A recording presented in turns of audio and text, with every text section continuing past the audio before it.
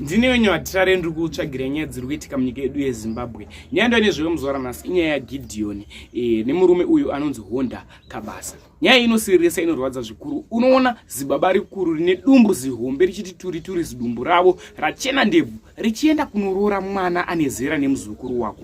Zvinova zvinhu zvinosirisa, zvinova zvinhu zvinorwadza zvekuti zvinhu izvi hatizvishuvire kuti zvive zvichinge zvichiitika munyika yedu yeZimbabwe kutyora kodzero dzevana vechidiki vachiri kudawo kukura.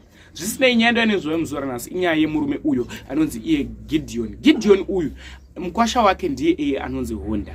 Masame age vanhu vakati tindatotaura mukwasha wangu unotira muhombe kwavari baba. Baba vari kunzi vakarodza mwana wechidiki kune murume uyu. After varodza mwana wechidiki, zviri kunzi kwakaenda mwana wechidiki ukuku musha wangu nebarika pamamu nebopoto maitwa zvibopoto, mwana uyu ari kuzonzi iye akafa. But hatisi kuziva kuti mwana uyu akafa nei. Zvisinei, mwana uyu achibva kufa, baba ava vakabva vasarudza, mukwasha wavo vakabva vasarudza kuti uyu zvaafa chinde pai umwe mwana ari pamba penyu.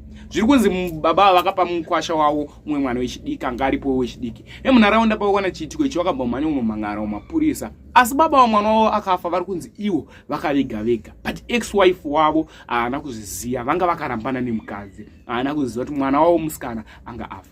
Zvikunzi baba ava vakazobatwa nemapurisa nemukwasha wavo vakanochereswa chitunha chavanga vabva kuviga chakadzoserwa kumochari. Ndinokumbura kuti zvinofuka mucomment section pamusoro penyaya. Unozvionawo sei vakachereswa chitunha zvikanzi imimi futi muri kurodza vana vadiki plus makaviga mwana uyu hatisi kuzoti akafa nei, hatisi pamutemo. Baba vari kunzi nemukwasha wavo kutaura kunoko vari mumaoko emapurisa, asi mwana wavanga varodza akadzoserwa kumba. Ndinokumbura kuti zvinofuka mucomment section opedzwa seiko madambudziko evana vechidiki vanorodzwa vachiri vadiki. Ndinokumbura kuti zvinofuka mucomment section pamusoro penyaya iyi. Zvinorwadza, zvinosirisa, zviri kuitika munyika yedu yeZimbabwe. Tikusangana nazvo munyika yedu yeZimbabwe. Hatikwanisi kutaura zita rechechi nekuti varipowo vamwe vanamata muchechi iyi. Thank you for watching.